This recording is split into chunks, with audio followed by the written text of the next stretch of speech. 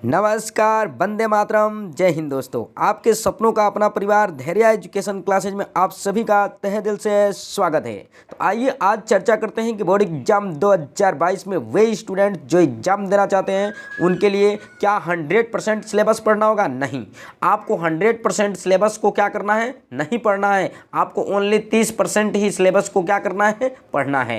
तो जो भी स्टूडेंट्स हैं दूर दराज से आते हैं और वो अपनी तैयारी को सफल रूप से सुनिश्चित नहीं कर पाते हैं, उनके लिए थोड़ा दिक्कतें होती हैं। बट आप जानते हैं कि कोरोना वायरस में यानी आपको क्या करना है, तो 70% ही सिलेबस को क्या करना है? पढ़ना है। तो बिल्कुल आपको घबराने की कोई ज़रूरत नहीं है। बस आप देखिए, आपको बताते हैं कि क्या 30% आपको क्या नहीं पढ़ना है। ठीक है, तो इस वीडियो के माध्यम से बस हम यही बताएंगे कि क्या नहीं पढ़ना है, क्या निकल गया है आपके सिलेबस से, बस यही। तो यहाँ पर हम देख पा रहे हैं कि विषय जो है आपका वो क्या है, तो सामाजिक विज्ञान यानी कि सोशल साइंस है। ये हाई स्कूल कक्षा 10 का है। ठीक है, और बिल्कुल इस सब चीज़ों को हम पढ़ना नहीं चाहेंगे क्योंकि आपका टाइम वेस्ट नहीं करेंगे। तो आइए हम देखते हैं कि कौन से 30% डिस्काउंट हुआ है और कौन कौन से चैप्टर है और कौन कौन से हेडिंग्स हैं। ठीक है, तो यहाँ पर देख पा रहे हैं कि इतिहास के अंश यानी इतिहास में क्या क्या आपका कम हुआ है। तो यहाँ पर देख पा रहे हैं कि औद्योगिकरण का युग से संबंधित आप देख पा रहे हैं कि औद्योगिक क्रांति से पहले एवं औद्योगिक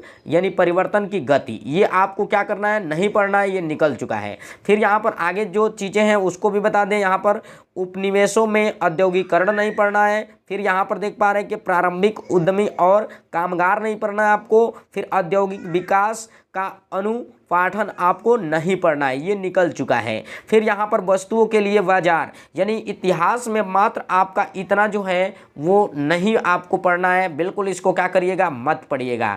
पढ़ेंगे भी तो इसका एग्जाम के तौर पर कोई फ़ायदा आपको नहीं मिलने वाला है। तो इसलिए आगे बढ़ते हैं और आप समय बचाने के लिए आप पढ़ रहे हैं, तो इसलिए आप एग्ज़ाम की तैयारी कीजिए और एग्ज़ाम के तहत जो चीज़ें हैं उसको आप पढ़ने का प्रयास कीजिए, तभी आपको सफलता प्राप्त होगा। ठीक है, तो अब आगे बढ़ते हैं और भी चीज़ें हैं। अब चलते हैं, इसमें देखते हैं कि मुद्रित संस्कृति और आधुनिक विश्व में यानी इसमें क्या क्या नहीं पढ़ना है। तो देखिए, यूरोप में मुद्रण का इतिहास आपको नहीं पढ़ना है। फिर 19वीं सदी में भारत में प्रेस का विकास आपको नहीं पढ़ना है। फिर राजनीतिक सार्वजनिक विवाद और मुद्रण संस्कृति में संबंध आपको क्या करना है? नहीं पढ़ना है। तो ये भी आपसे हेडिंग्स निकाल दिए गए हैं, तो बिल्कुल आपको इसको क्या करना है? नहीं पढ़ना है। तो बिल्कुल आपको समझ में आ रहा होगा, आशा और विश्वास करते हैं कि इस वीडियो के माध्यम से आपको समझा रहे जो भी चीज़ें वो आपको समझ में आ रहा है। ठीक है, आगे बढ़ते हैं और भी चीज़ों को देखते हैं। अब यहाँ देखते हैं भूगोल। भूगोल में क्या आपको नहीं पढ़ना है वो आपको बता देते हैं सटीक तरीके से। यहाँ पर विनिर्माण उद्योग, ठीक है, विनिर्माण उद्योग में कौन कौन से हेडिंग्स मतलब खत्म कर दिए गए हैं। तो देखिए, प्रकार, ठीक, अवस्थितिक और उसके बाद यहाँ पर वितरण, यहाँ पर देख पा रहे हैं कि केवल मानचित्र पर, ये मतलब आपको नहीं पढ़ना है। फिर राष्ट्रीय उद्योगों का योगदान नहीं पढ़ना है। औद्योगिक प्रदूषण तथा यहाँ पर पर्यावरण निम्नीकरण आपको ये क्या करना है? तो इसको नहीं पढ़ना है। राइट, बिल्कुल समझ में आ रहा है। आगे बढ़ते हैं और भी चीज़ों को देखते हैं। नागरिक शास्त्र में यानी नागरिक शास्त्र में क्या क्या कम हुए हैं। तो देखिए, राजनीतिक दल जो चैप्टर है उसमें से प्रतियोगिता और प्रतिवाद आपको नहीं पढ़ना है। संघर्ष में राजनीतिक दलों की क्या भूमिका होती है भारत में यानी एवं क्षेत्रीय दल कौन कौन से हैं, बिल्कुल ये चीज़ें आपको क्या करना है? नहीं पढ़ना है। फिर ये सिलेबस से निकाल दिया गया है। अब आते हैं अर्थशास्त्र। अर्थशास्त्र की बात करें हम तो यहाँ पर आपको मुद्रण तथा साख नहीं पढ़ना है। ठीक है, और इसमें कौन कौन से हेडिंग्स आ जाएंगे, तो बिल्कुल इसको देखिए। अर्थव्यवस्था में मुद्रण की भूमिका, बचत, साख के लिए यहाँ पर और भी चीज़ें हैं जिसको आपको दिखा रहे हैं।